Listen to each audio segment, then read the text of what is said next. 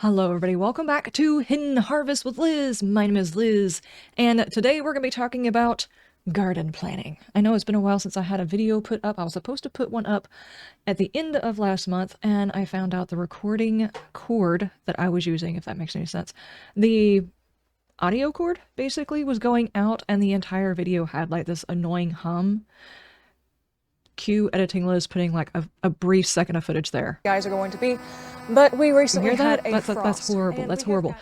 So right now we're inside with my gaming set up in order to do this recording, because going outside and recording with that cord is a bit of a pain in the butt. But I think I have found another cord. I'll have to do another test recording with it to see whether or not it's working properly. I have done testing in here and it sounds fine, but I've got well, sound padding and stuff like that in here. So this is like the perfect auditory area, whereas outside is not necessarily the case. I've got a whole bunch of cars that go down the road. My chickens are making themselves known. The neighbor's chicken is making himself known. The whole 9 yards. So I'm in here doing this recording to make sure I can actually do a recording and get it published for you guys, because this is the time of year where these things are becoming very, very important. The garden plan, the seeds starting, the whole 9 yards. So I'm going to try and do 2 videos back to back covering both of those, the garden plan and the seeds starting, in the next video. So let's go ahead and jump on this plan so far. If Editing Liz can take the audio out and post some footage over up there for you guys to see the garden layout in real life, so you can actually visualize what we're seeing in this diagram. I am just using, let me see, what was the name of it? IBIS, I-B-I-S paint. And it actually allows you to do layers on your pictures. If I go to edit, all of these are actually layers, which means I can put out my entire garden plan, the squares, the footage, the whole 9 yards, and then every single season I can change out and put in whatever it is that I want, so I don't have to keep redrawing this particular layer. Forgive me for all the little squares. Unless I go back to the previous screen, it's not going to take those off, which they're a bit annoying, but maybe you guys can actually see. If you are on a phone or if you are on a internet connection where this is difficult to see, I will try to post this particular picture in my Discord. The link will be down in the description. It is mostly a whole bunch of gamer related stuff, but there is a gardening section if you guys are interested in seeing this particular mock-up that I am doing for this year. But let's actually get to where we're talking about garden planning in general. Why is it important? Well, first off, if you start a whole bunch of seeds, assuming you're starting your seeds early, and you probably should be, most places in the US have a limited growing period. Even if you live in Florida and you've got a long time to grow, not necessarily every plant is going to grow year-round perfectly, because you're going to have certain plants that do better in different seasons. Such as where I live right now, I can't really grow Brussels sprouts. Not that I'm a huge fan of Brussels sprouts, but we can't really grow them here. You have to start them really, really early, and you have to feed them a whole lot, and they will get done right as or right before a freeze comes in, and you have to protect them during the coldest of not freeze, it comes in right before the heat comes in, because they'll bolt. So not everything grows everywhere perfectly. So you kind of need to have a plan, know where you're going to plant them, know where your shade is, know where your trellising is going to go, know where all of the things are going to be at, and you kind of need to plan that ahead of time. During the off season, January and February, when you're probably not growing outside or not growing very much, you can actually, in a lot of areas, grow things outside January, February, December. Just depends on the type and variety of plant that you are growing.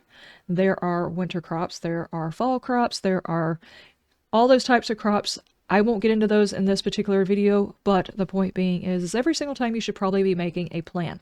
I had a plan last year, and I grew all of my crops to go into that plan, and then whenever it came time to plant them out, I didn't exactly plant everything where it was supposed to be, because not all of the beds were ready.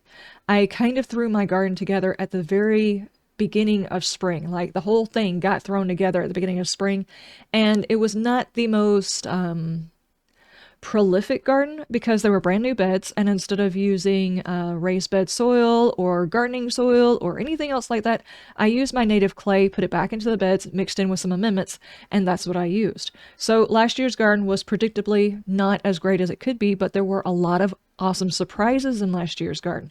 This year, as you can see, my garden has actually grown a little bit up here.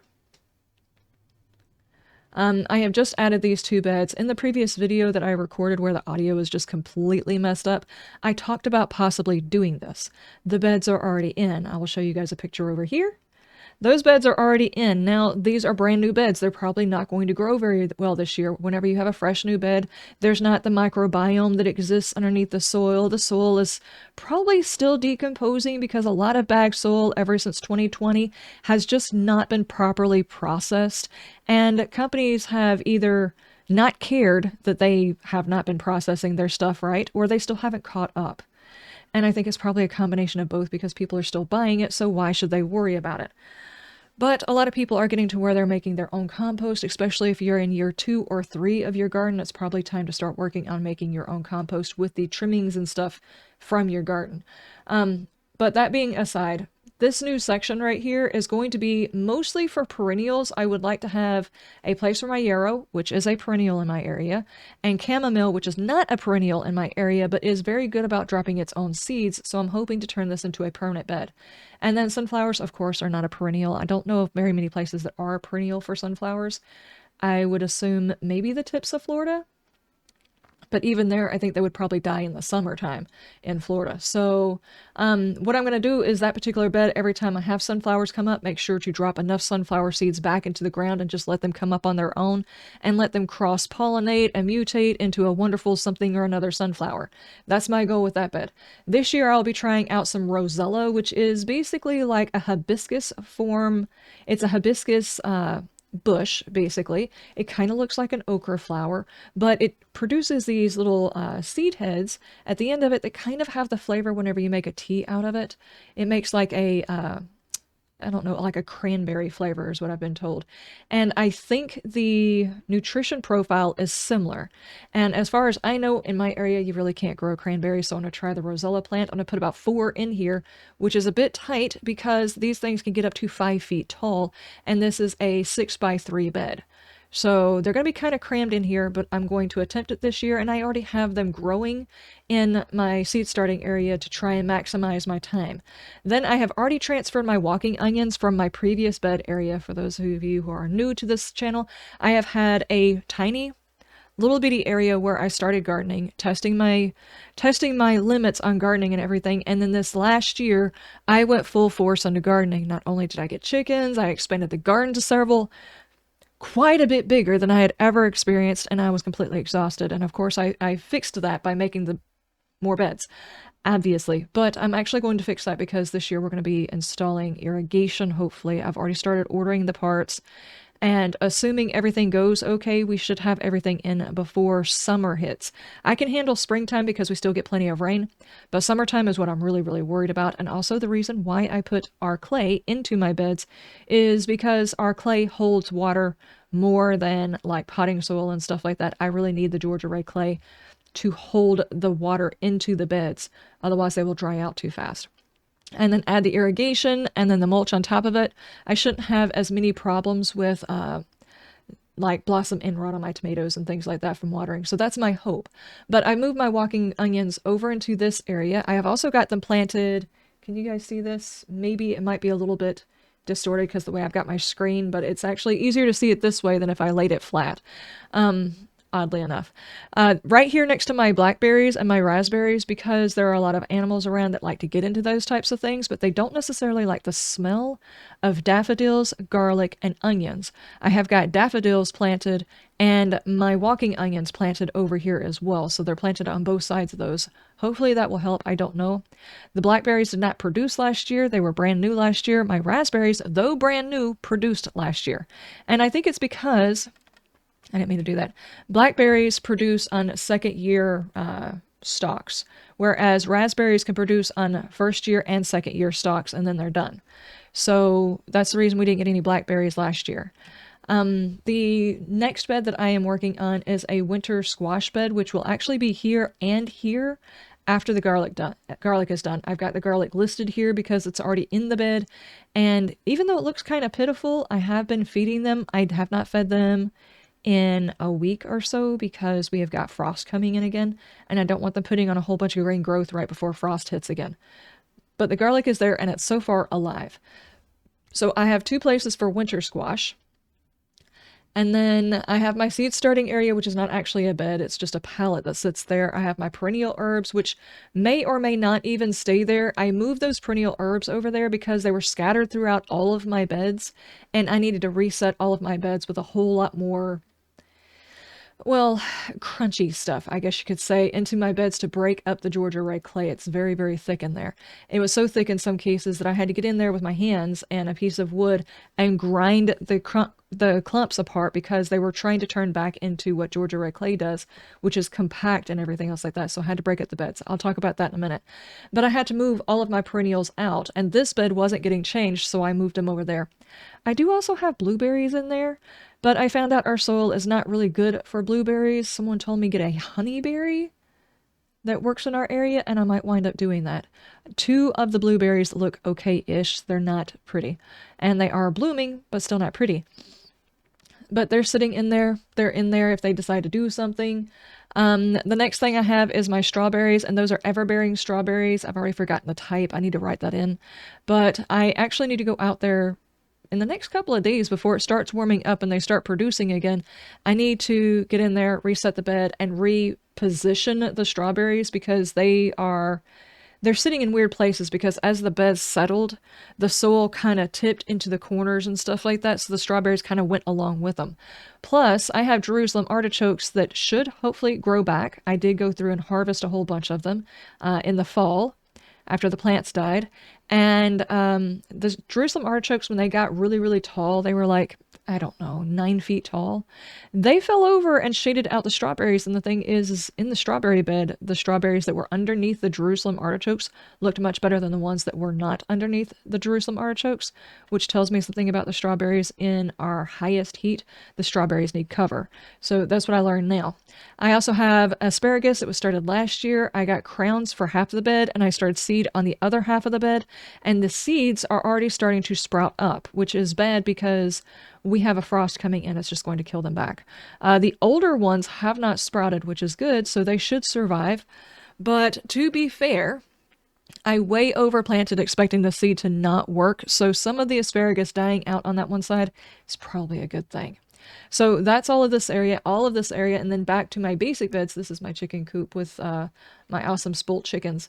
I have got a half a bed of lemon balm that did in fact come back this year. I was not expecting it to, but it did. It looked really pitiful through all of the frost and everything else like that, but I put them in the ground and I put a lot of mulch around them, and they are starting to come back, which is nice.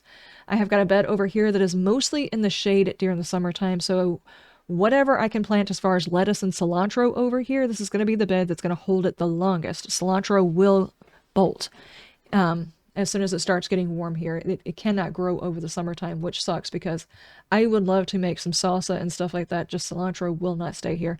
I'm thinking about trying to grow it indoors to see how that goes. I'm horrible at growing things indoors, though. I overwater or underwater. There's not really an in-between.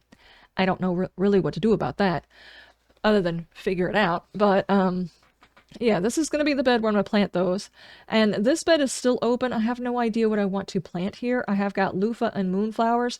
In between each one of these beds, in this section right here, there are trellisings in between. And in between here, there's also trellising in between. So right here is a loofah and a moonflower and beans. I have got some Chinese long beans or something like that I'm going to try this year. I think my problem mostly with beans is my my watering method. It really is. I really think it's the ineffective watering method that I have been using. That's the reason why I don't like the beans that I've been growing.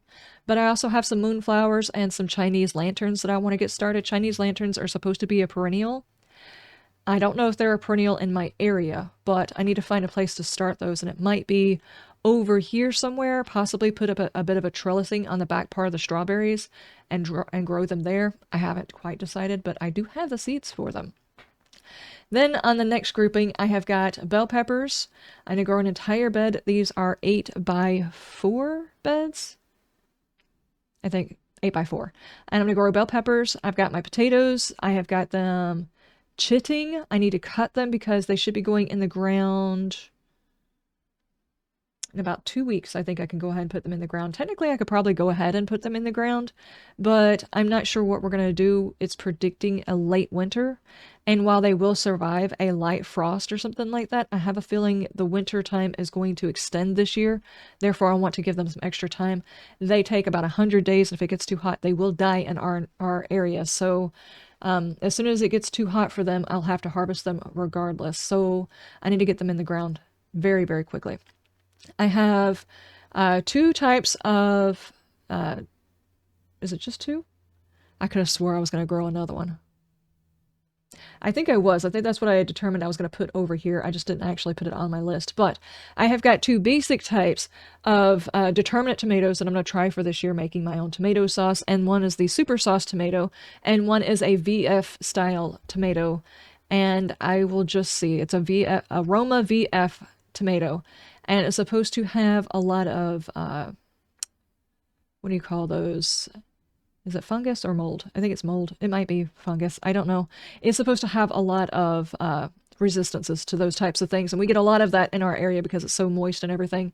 During the summer times, just the air has got a lot of moisture to it. And then over here, I already have my red onions. I started those last year. They have survived up until this year, and they are going very well. I'm starting to pump them like I am with the garlic, full of nutrition, so they'll start bulbing. But I still have a little while, and I need to wait until after the frost to finish doing that. So I've already talked about those. On this one, I've already talked about that one. Here, I need to get some insect netting because I have got someone who is offering to give me some deer for summer squash. They don't know how to grow it. They don't have room for it. They have no intention of growing a garden, and I don't have any intention of going hunting. So if I can get them some summer squash next hunting season, they will supply us with a bit of deer. So I am going to get a summer squash, and I have got some parthenocarpic. Parthenocarp? There's a word for it. I know that the word exists. But basically, it's a cucumber that doesn't need pollinating. It will pollinate itself. I'll have to splash it over there or something like that. Let Editing Liz do that part because I can't remember how you say it. But sadly, the summer squash, I will have to pollinate. But I'm going to put those underneath insect netting because every single year they die so quick I can barely get a harvest off of them. We're going to give insect netting a chance and see how it goes. Then I've got a full bed of hot peppers, not necessarily because I like a lot of hot peppers, but because I want to keep trying different types to find out which kind I like using. So I've got a couple of new ones, a couple of old ones. I have got hot peppers that I have overwintered. I've only lost 2 of them, and that was due to me not understanding that the soil that I potted them up into was a good drainer. I mean, like a really good draining soil. I was not expecting that. They don't hold any moisture at all, so I have to water them more than I thought I would. Whenever you watch tutorials, everybody says water them like once a week. These I have to water like twice a week, otherwise they are not doing so well. And I also have to feed them because there is no nutrition in that soil at all, and they start looking pitiful. So even though I'm not trying to get peppers off of them, I've got a lot of work to do on these peppers. This might be the last year I overwinter peppers because of the amount of work it takes to keep them alive in our area. There are certain parts of the house we normally probably wouldn't even heat that we're having to heat to keep the hot peppers alive. And then I have got a bed for yellow onions and carrots. The whole onion situation has been horrific. I ordered one group of onions and they sent them to me. The people who dropped them off took a picture of a box and said that they had delivered them. The problem was the box that they took a picture of was a previous delivery that hadn't been picked up yet. So I had to order them again, and by the time they came in, it was too late to plant them outside. I still tried it. In fairness, I tried to plant them right here, and they died rather quick. They didn't have a chance to acclimate to the cold, and they died. It's also because I didn't take into account that the brand new chicken coop that we built last year covers half of the bed in shade. So this half of the bed does not get any sun during the wintertime. So I will no longer be planting in these 3 beds during the wintertime. I won't do it because half the bed is overtaken. I can't use them. They will stay super, super cold. So they died. So I've ordered some more. They're going to go inside this bed because I already have carrots planted, but they're tiny little carrots that I planted at the end of last year, but they are still alive. So I don't necessarily want to get rid of them. And if I plant the onions along next to them, it should keep the carrots alive and the onions alive, and they won't intermingle too much. Like, they won't take up each other's nutrients, because onions get from the top part of the soil and carrots get from lower in the soil. So hopefully that will work. I have no idea. This is a guess. And then on each one of my trellises, I've got my Everglades tomatoes and some Malabar spinach. I've never grown either one of these. I've heard good things about them. And then I've got a pink tomato, which was something I grew last year, and it was my best slicer tomato that I grew. It was basically the only one that really produced. And it produced better after the heat than it did before the heat, because it took a long time to actually take off. I also planted it late, I think. So we'll see. I'm going to try and make sure that they get in the ground early this year. And then we've got beans, same kind of beans as I got in the other one, which is the Chinese long bean. And then I've got the steak tomatoes, the beef steak tomatoes, that I'm going to try on this trellis. Last year I planted some out. I planted them a little bit late because they wouldn't germinate, and they did not produce very well. And then over here I've got cantaloupes. I think that covered everything that I have got so far. I'm actually thinking about on both of these trellises doing cantaloupes, because we only got one cantaloupe last year. And it was tiny. It was a really, really tiny one. But given the fact that these are all brand new beds and there's not a whole lot of nutrition in them and stuff like that, I'm not surprised that I didn't have a great garden. Like I said, there were some good surprises last year, but there was, for the most part, it was a whole lot of work and not a whole lot of payoff. I can tell you, I got plenty of hot peppers last year. Even though all of my peppers looked pitiful for the first part of the year, which told me I planted them out too soon, is essentially what it was. Is I was so confused about why my peppers looked so bad last year. And it was because as the peppers were growing, the chicken coop was built. So half of the bed was actually shaded out. And in springtime, the bed doesn't have full sun. So they weren't actually getting enough heat. The soil wasn't hot enough. So I've moved the hot peppers out where they will get a whole lot hotter. Now, full summer hits, I will likely need to figure out some sort of shade situation for these, because it will scald the peppers. It's either that or I just pick the ones from the top of the plant and allow the ones that are under leaves to actually grow. We'll see. So this is my plan, and why I chose a lot of things and why they are where they are, like the Malabar spinach and the Everglades tomatoes. Tiny cherry tomato things, I snack on those a lot, so I put them at the very beginning of my garden because they produce so much. I might come out, pick a bowl full, and then go back inside. And the rest of the stuff is kind of subject to move right now, but thankfully I have actually found a program that will allow me to do layers, and I will be able to do the planning. And has anybody else grown Roselle? You guys let me know down in the comment section. I'm not sure how I feel about growing it here. I'm actually thinking I'll put 2 here and maybe the other 2 here, because I'm not planning on growing okra this year. We didn't even eat any of the okra that I grew last year. It was just good to know that I could grow it if I wanted to. If I do grow, let's see. I think once we get to the point these guys are ready to come out, or these guys are ready to come out, I'm thinking I'm going to do more squash here. I'm doing both of these beds with winter squash. I think maybe I could probably put in okra or something like that here, because the sun will be high enough for these beds. I'm not sure how long I should expect these tomatoes to last, but I'm hoping as soon as that round is done, as soon as the plants look like they're about to be ready to be done, I should have a second round somewhere else, because the potatoes will come up, and I might go ahead and plant another round of tomatoes there, and then plant the sweet potatoes in one of them. I don't know, guys. I'm still working on the plan. The point is to make a plan and start working your plan. That is it for this video. That's a whole lot of stuff. I haven't really got all of my pepper types over here. I've got some like cayenne peppers. I've got some paprika peppers. I've got some Thai peppers. My bell peppers are just basic bell peppers, and some poblanos. The poblanos will probably be planted with the bell peppers, just because I did not have great success with them last year, and I'll be honest with you, I was not impressed with them last year as far as the flavor goes, and it could just be the beds. As far as bed preparation for this year, I did most of that during the fall. I mixed in a whole lot of old wood chips, and over the winter time, even though I was growing into them, I have been allowing the stuff to break down over the winter and hoping that that means that I'll have decent drainage, plus the wood chips will hold on to some of that moisture, and they should be aged enough to where they're not going to leach too much nitrogen. We'll see. We'll see. Hopefully this year will be better. All right, ladies and gentlemen, that is it for this episode. I will see you guys in the next video. I would love to hear down in that comment section the plants you're most excited to grow this year in your garden. Is it a new experiment? Is it something that is just your favorite that you can't wait to eat because you love that particular plant? Is it like a brand new hybrid that you're excited to try out? I would love to hear about those in the comment section. I will see you guys in the next one where we talk about seed starting, which hopefully everybody has already started on their seeds if you live in the southern US, because it's getting a little bit late to start stuff, but we'll go over that in the next video. I will see you guys next time. You have a wonderful day, and you stay shiny. Bye!